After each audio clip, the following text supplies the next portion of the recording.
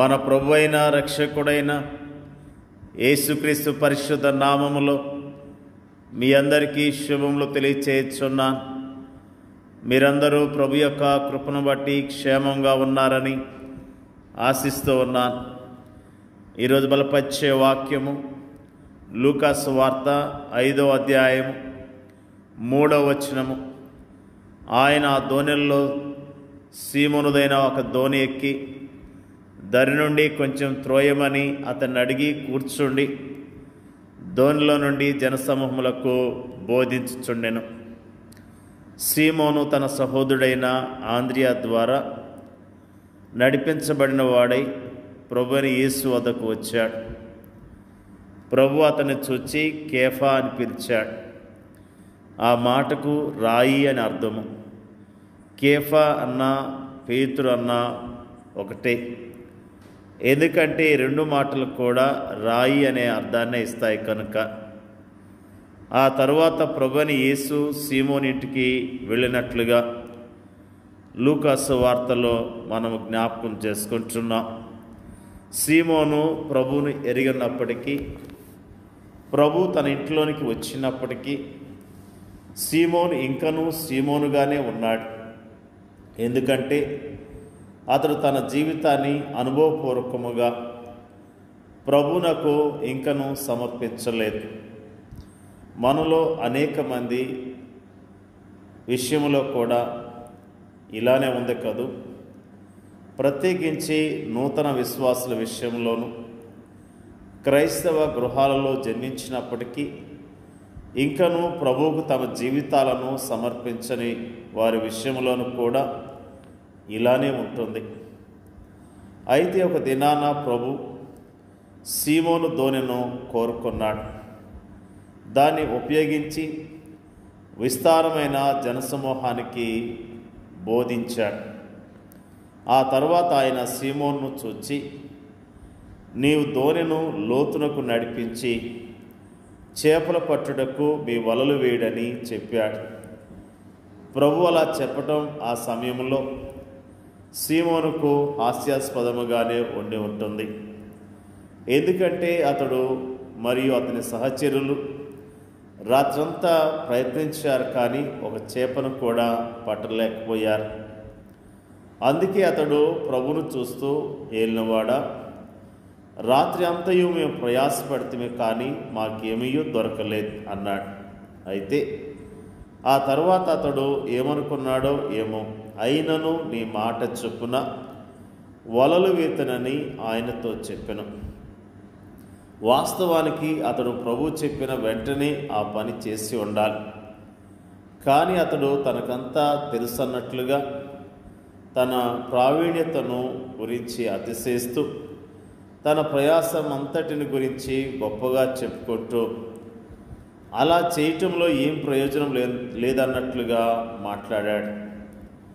ఆ తర్వాత నువ్వు చెప్పావు కాబట్టి చేస్తున్నాను, కానీ ఏం ప్రయోజనం ఉండదన్నట్టు అపహాస్య ధోరణిలో మాట్లాడుతున్నాడు. అయినను అనే ఈ మాటను మనం జాగ్రత్తగా గమనించాలి.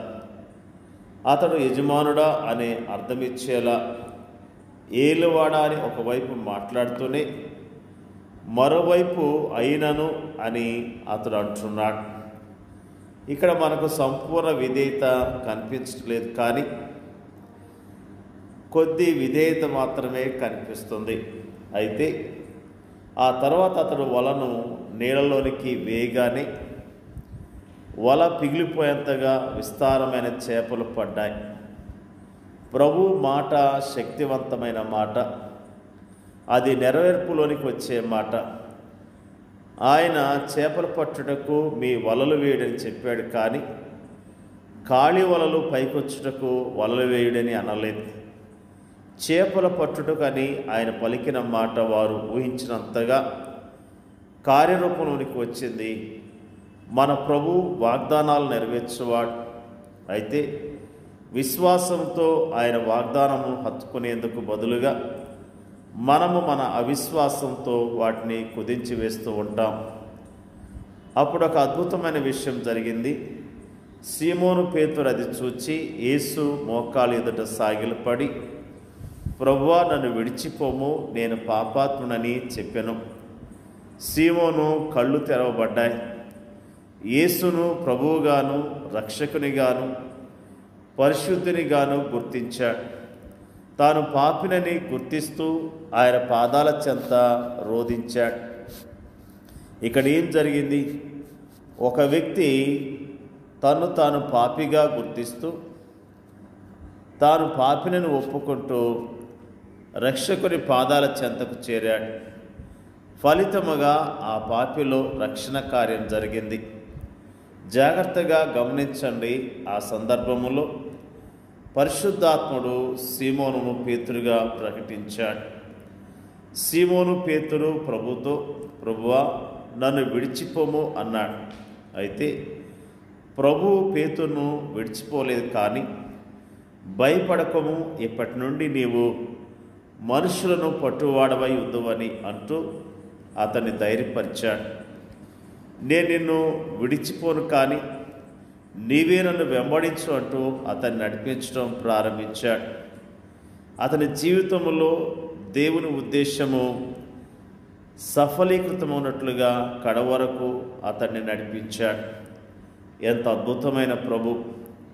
అతడు కానీ మనము కానీ చేయవలసిందల్లా ఆయన వెంబడించటమే.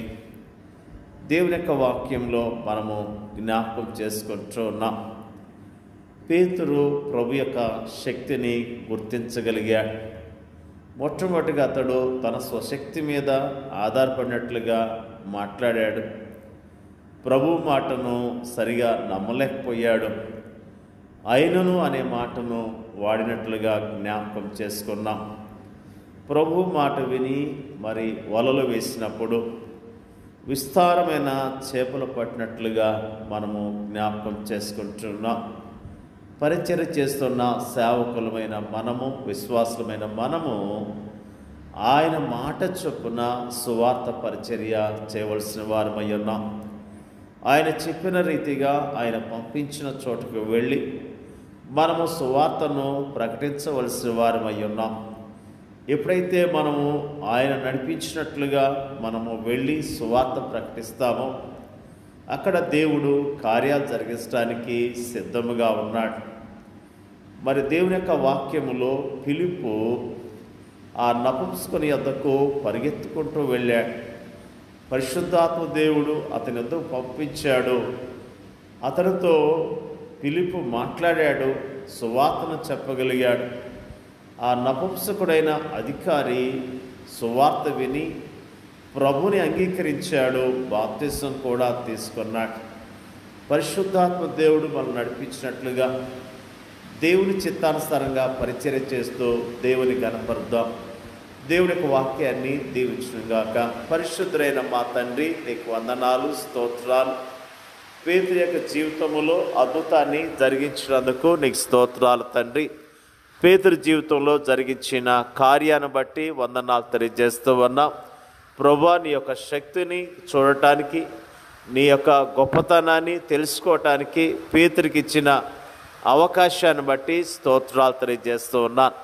మరి ముఖ్యంగా పేతుర్ని అయ్యా మీరు జ్ఞాపకం చేసుకొని మీరు ఆశీర్వదించారు ప్రభువా. పరిచయలో వాడుకున్న విధానం బట్టి నీకు వందనాలు తెలియజేస్తూ ఉన్నాం. మా దేశాన్ని, మా దేశ ప్రజలను రక్షించండి, కాపాడండి ప్రభువా. మా దేశంలో నీ పరిచర్య చేస్తున్న సేవకులందరికీ కూడా నీ మాట విని నీ మాట చొప్పున పని చేయటానికి, నీ నామములో అనేకమైన ఆత్మలు సంపాదించడానికి మీరే సహాయం చేయండి అయ్యా. ప్రార్థన చేయించున్నాం. ఇచ్చిన ఈ సమయాన్ని బట్టి నీకు వందనాలు తెలియజేస్తున్నాం.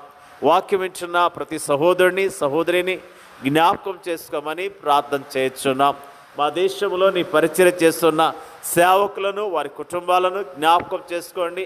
నీ ఆత్మ ద్వారా ఒక్కొక్కరు నడిపించని, ఒక్కొక్కరిని బలపరచమని మరి ముఖ్యంగా ప్రార్థన చేయించున్నాం తండ్రి. మరి ముఖ్యంగా అయ్యా నీ నామములో మాకు ఇచ్చిన ఈ సహవాసాన్ని బట్టి, నీ వాక్యాన్ని ధ్యానించడానికి ఇచ్చిన అవకాశాన్ని బట్టి నీకు వందనాలు. నీ నా మహిమార్థమై ఈ లోకంలో నీ కొరకు జీవించడానికి మీరే సహాయం చేయండి. మమ్మల్ని అధికంగా దీవించమని యేసుక్రీస్తు పరిశుద్ధ నామములో అడిగి వేడుకొంచున్నాం పరలోకమందున్న మా తండ్రి. ఆమేన్.